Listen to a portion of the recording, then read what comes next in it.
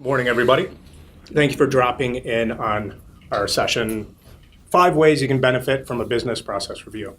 I think we tried to pick the longest title in all of the sessions here, SalesPad. So what we want to cover today is kind of explain to you folks what the business process review is, how SalesPad approaches it, and give you just kind of a good understanding of the whole process.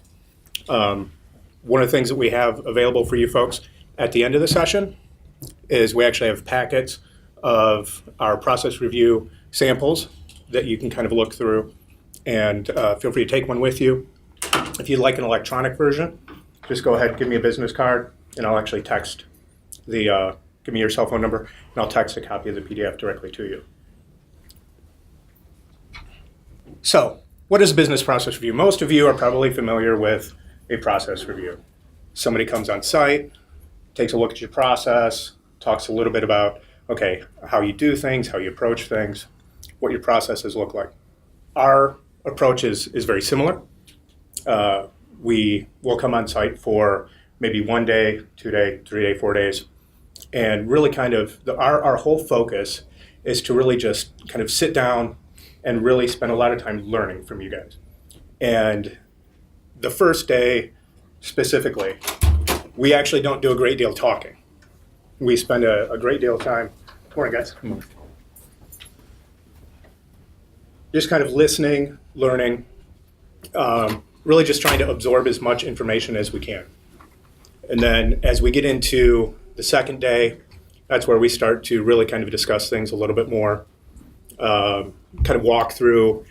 We love to do tours and actually watch people actually working. You know, we'll go back, okay, so how are you, what kind of forms are you using? What kind of paperwork are you handing off? What kind of manual processes are you guys using? What can we automate?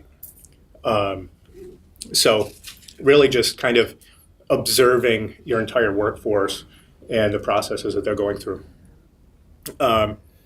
And then through the discussion portion, we're giving you kind of our feedback. This is what we're observing. This is how we think, that we can help. This is where, like I said, this may be where you need some automation. Maybe you need some scripting. Maybe you need, connecting two isolated systems together, helping those pieces of information communicate a little bit better together. The biggest thing I think, though, that is kind of value is the plan. I mean, ultimately, that's kind of the deliverable out of the process review, is taking all that feedback, all that information that we've gathered, and giving it to you in hard copy form, give you something that you can look at and say, yeah, this is what we need to do, this is how we need to approach it, and you get that roadmap. And then we can kind of help you determine what that implementation might look like. One of the things that we've noticed, kind of the biggest wins from these process reviews, really comes down to 2 things. Unlocking existing SalesPad functionality. Typically the first day, we'll uncover all of these things that maybe things that need to be automated and whatnot that SalesPad already does, just out of the box. And putting those tools in your hands, that's been one of the biggest wins that we hear from the customers. Hey, I didn't know SalesPad did this. I didn't know you could batch process credit cards. I didn't know you could do all these things that people are actually spending time doing by hand, very manually. Guess what? SalesPad can help you out right out of the box without any custom development or anything like that. And then the second piece is kind of gets into the custom development. Hey, we have these different systems, that we're using, and they don't talk to each other, and it'd be great if they did. Well, that's where we can kind of come along with our custom development and really kind of give you a way to connect those systems, allow those to communicate, and then automate some of that as well, so that you're not just introducing another manual process, but you're really kind of getting a full circle system that works together. So touched a little bit on this, but we really approach it, our whole goal is how can we help? We're coming on site to learn, to listen, to help. You're currently using SalesPad. How are you using it? How can we help? Solutions, existing functionality, custom development, weaknesses in your systems, different gaps that might exist, and then how do we help you bridge those gaps? So how do we kick off a business process review? And we'll call it BPR for short because nobody wants to say business process review over and over and over. So what we do is we have a questionnaire that we ask you to fill out. It just gives us just kind of some high-level information. It tells us a little bit about your company. And we take that, then we get on the phone with you. We kind of talk through, hey, what is this? What does this mean? And from that, we just start to develop and flesh out an agenda. Okay, so what are the kinds of things that we want to talk about that we think before we even really dive in and understand what do we think might help? And then we use that to kind of structure the agenda. Okay, who might need to be involved? Do you need your purchasing team in? Do you need your warehouse team? Who comes in at what points and how over that 1 day, 2 day, 3 day, 4 day period? And just a point of clarification. So on the 1 day versus like a 2, 3, or 4 day, obviously 4 days is much more intensive and is typically kind of touching all points within the company. The 1 day is really kind of focused more on maybe one specific feature or one specific problem, whereas the 2 day, 3 day, and 4 day are much more involved. So once we structure that agenda, you guys vet that out. Then we take and we'll make travel plans, etc. And then we come on site and we understand that obviously that agenda is going to change, but it gives us just kind of some framework, a place to start from. And then first day, like I said before, we do a lot of listening, hopefully a lot of learning, a lot of shadowing if we can, watching actual users use the system. We have them come in and show us, show us exactly how you're doing it. We go out onto the floor, observe as much as we can. And then we jump into the discussion and kind of a little bit of back and forth. And then we might give you some suggestions and things that you can do actually, some small wins that you can kind of take right there. But then also we collect all that information. We come back to SalesPad and then we write for 10, 20, 30, 40 hours, putting together this deliverable, this document, which depending on what the solution looks like, could be what we call a process review document, where that's exactly what it sounds like. It's just it's a write-up of everything that we talked about, our suggestions, different functionality pieces that might be helpful, and or a statement of work. And so if there's custom development involved or kind of additional pieces, that statement of work will kind of outline what those look like. So we named this thing the 5 ways you could benefit from a business process review. And what we tried to boil it down to was these 5 steps. 1, optimize your workflow.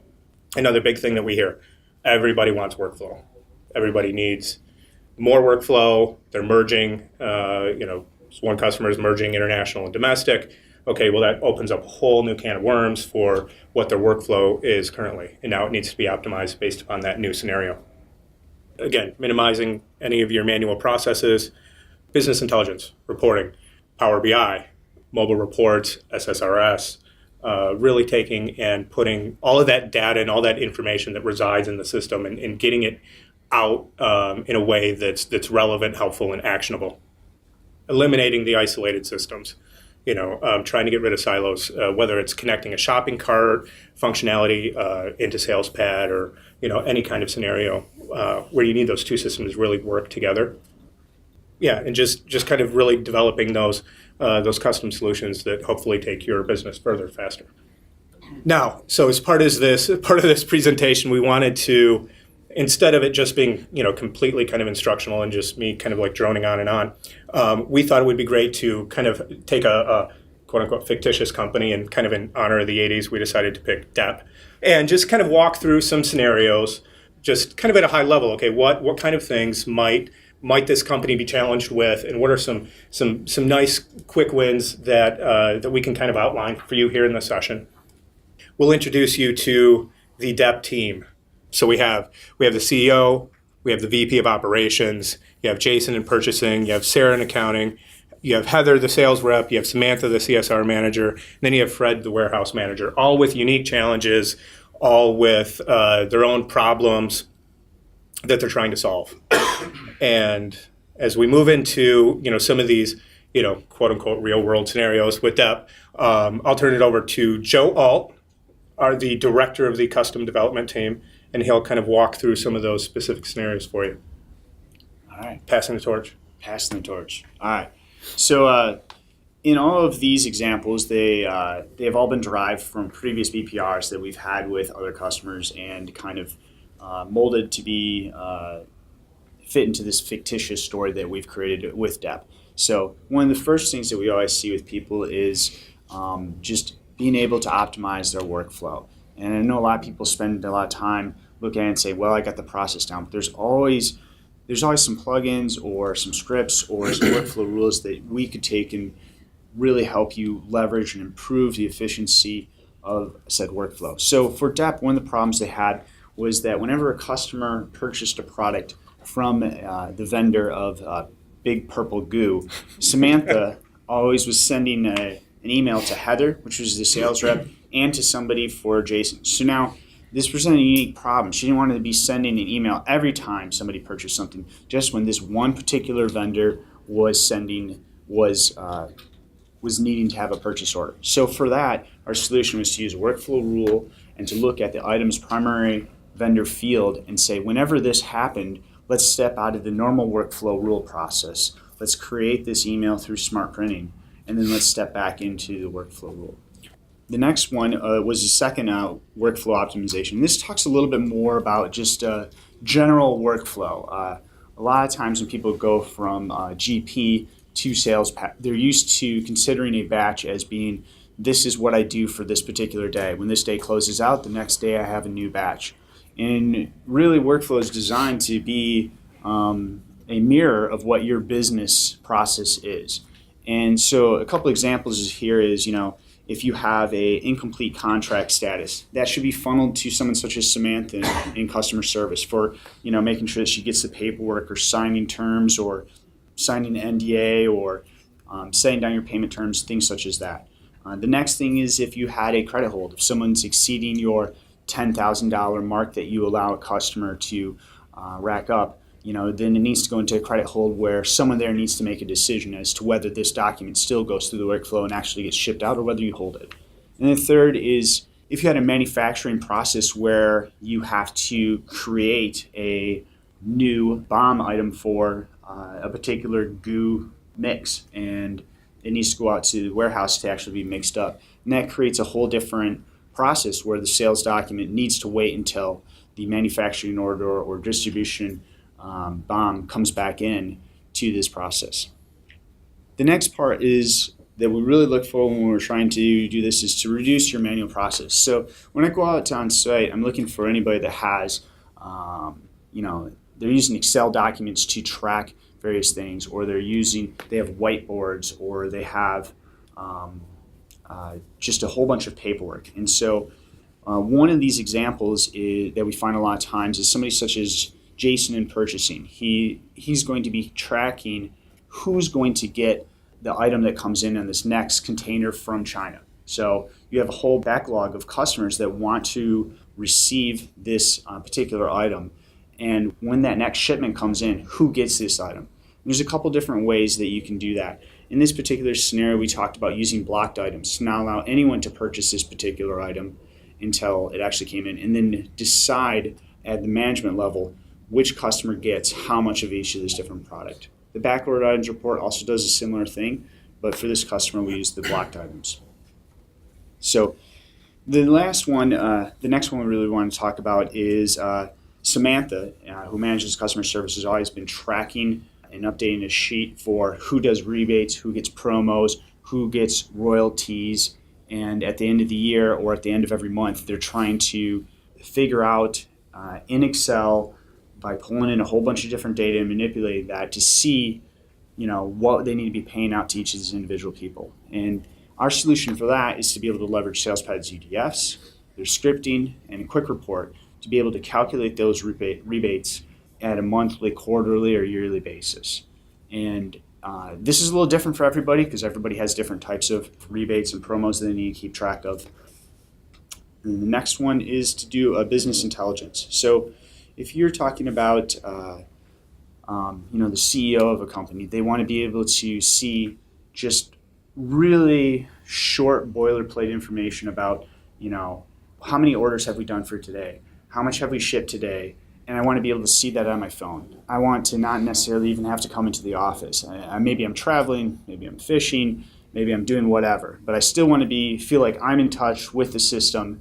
And, the normal course of action is to call the manager that's in charge of those things. But if you can put that on a phone, then they can start to leverage that without actually bothering the other managers that they would normally get that information from. And so for us, the solution here was really to use a sales monitor and SSRS reports to be able to show what the monthly sales was for each of the different metrics that he would be looking for. And the second one, I kind of led into the second one a little bit too, is that if you have a CSR manager, they want to be able to see a list of all of the orders that have forest green goo with a negative margin over the last 3 months. And so sometimes that's the challenge because it's not necessarily all of your orders that are open, it's yours that are open or historical, and they don't necessarily still sit in a particular batch that you can look at all this. So what we could do for someone like this is we could create a quick report with hyperlinks into the documents. So you can get this quick report, has a list of all of this criteria you want, and then a hyperlink that immediately puts you right into that document. So you can look at, well, why did this have a negative margin? I can go look at the notes. I can look at, what CSR was doing this and try to, see a pattern and correct that. The next part I really want to talk about was integrations. So a lot of times when people start to get their workflow down, get their reporting down, they still don't necessarily have all of their different systems talking to each other. So maybe they have their web stores not talking to the ERP system, or the EDI is not talking to the ERP system, or they maybe have 2 or 3 other mechanisms that are bringing orders into the system that at the end of the day, maybe they're only doing journal entries to recognize that in GP. Well, what we can do is help bring those into actual orders and then have it follow the rest of your workflow process. And so a good example for this is, Fred, who is in warehousing, and Sarah, who is in accounting, both needed to take and see a web order that came in from CV3. And so what we would do for this is we would create an integration from CV3 that brings down a sales document into the system, and it's going to either conditionally create a customer or use an existing customer. And then it will follow the normal workflow process. And then when it's complete, we can send information back up to that web store, such as a tracking number or notes or maybe payment information, things such as that. It all depends on what the web store allows you to accept.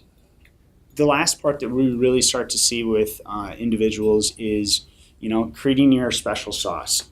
Maybe you need a different pricing option, or maybe you need a mobile application to accomplish some sort of goal. And so for this one, they had a couple different problems. And the first problem was that the customer needed to have a better way to track returns with reasons, issues, and resolutions. And so what came out of this was a product that we now sell, which is Case Tracker, which allows people to essentially do a RMA process that ties your sales document, your reorder, and your return all together.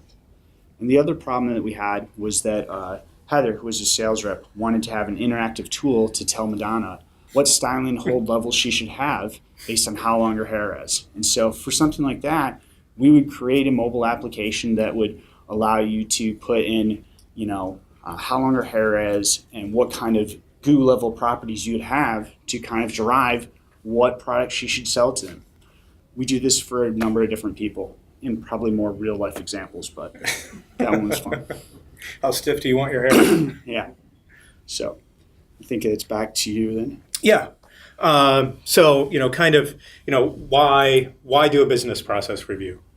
there's opportunities within your current system, different things that maybe aren't broken, but just are really need to be optimized. And so what the business process review allows you to do is really kind of take a hold of that and really kind of champion some of those changes moving forward. Help improve, the overall bottom line by automating those processes and taking out a lot of the manual work. Really use the experience that SalesPad has. Somebody like Joe, who's been with SalesPad, how long? 8 years. 8 years. Talks to a lot of different companies, has seen and heard a lot, and he can come into an organization and really kind of look at what your particular scenario is. And as much as we all like to think that our company's unique or different, we see a lot of the same challenges from organization to organization, and we come in as kind of an objective third party and look at it at arm's length and say, oh, well, did you think about this, or did you try approaching it from this way, and really kind of come up with a solution that helps your whole organization. So any questions that you have for us, we'll open it up to Q&A in just a minute here. I have my email address here, Joe's email address here, which I'm sure he loves the fact that I put it on there. Love it. So feel free to take a screenshot or just write it down. Actually, we'll provide this electronically for you folks as well, if you'd like it. As far if you're really interested in learning more, definitely talk to us. You can talk to your rep as well. They'll help kind of facilitate that process. We can get on a phone call. We go through the whole questionnaire piece, like I mentioned before, and just kind of talk through, does it make sense for you, and what might that look like. Review the sample packet down here. It's just kind of a highlight of different scenarios, actual companies that we went into, problems that they had, and suggestions for improvement that we made. And it's about 32 pages of 10-point font. So we tried to pack a lot of information in there and a lot of images as well. Questions? All right. Nobody has any questions? Well, thank How did you. you get this depth? Amazon. I think that's probably the only place that you can. Maybe eBay. Maybe eBay. All right, awesome. So I don't know if you can get purple, but maybe green. Nice. Maybe you can get it with glitter too, special additives. So, anybody kind of coming into the session, did you have kind of an understanding of what you thought a process review was? What's the cost associated with it? It depends. And I know that's probably an extremely vague answer and not tremendously helpful. But the reason for that is because it is really tailored to each specific customer. And it ultimately depends on the number of days. Obviously a one-day session is going to be completely different than a 4-day session. And that's why we really like to get on the phone and kind of talk it through, is really kind of come up with that understanding of what are you really looking for? What do you really need? And then we price it based upon that. And then generally, we'll send, 1 or 2 individuals on site for that period of time, collect the information, and kind of go through the process that I outlined a little earlier, and then provide you with that deliverable. And part of that process too is whatever amount of time we're on site, we're normally right about double that. So if we're on site for 2 days, we're normally writing for about 32 hours at the end of that. And then whatever the cost of this does come up to be, we always allow you to have 25% of that can be returned if you decide, if there's some service that we recommend, you can apply it towards that. Yeah, so we really do try to make it tailored to each specific scenario. So, and I'd say the one part too about it is it's really one of the bigger parts is just like going in there and saying, hey, here's a number of the things that you could benefit from just straight out of the box. I would turn on this setting, I would optimize this, I would recommend you use this module. And a lot of times, I'm not waiting until necessarily the end to write all that up for you. Like if we're having that conversation, a lot of that dialogue is like, here's what I think you should do here, here's what I think you should do there.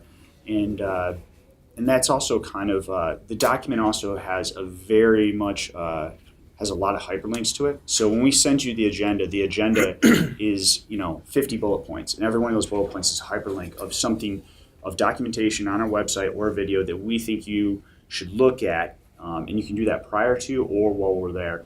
And then that gets built into the overall BPR that we build out. So it really becomes like a living document that you can reference from then on. Yeah. If the recommendations are something that is a solution that's already in software that we have, is that something you implement while you're on site if it's feasible? You know, Potentially, yeah. If it makes sense and not Yeah. painstaking. Yeah, no, I mean, some of it's, I know, Yeah. no, I understand. It depends on if it's small. Like if it's a small like security setting or something like that, then we definitely would be like, turn that on, try that. Does that work for you? But a lot of times, if it's like installing, bringing a whole new like CRM module up to speed, I wouldn't do that while on site. It just takes too long, and that's not what the BPR is really about. yeah. And, maybe it's a tweak to a workflow setting or something like that. We can do it right there. Otherwise, if it's going to take a little bit more homework, maybe on the customer's end, on our end as well, that just becomes part of that BPR document that we deliver is, okay, yep, here's, phase 1, 2, 3. In phase 1, here's what you're going to do. Here's what we're going to do. And really, we try to make it as clear and as actionable as possible. Any other questions? Thanks for coming to our session. Appreciate it. Thank you. Thank you.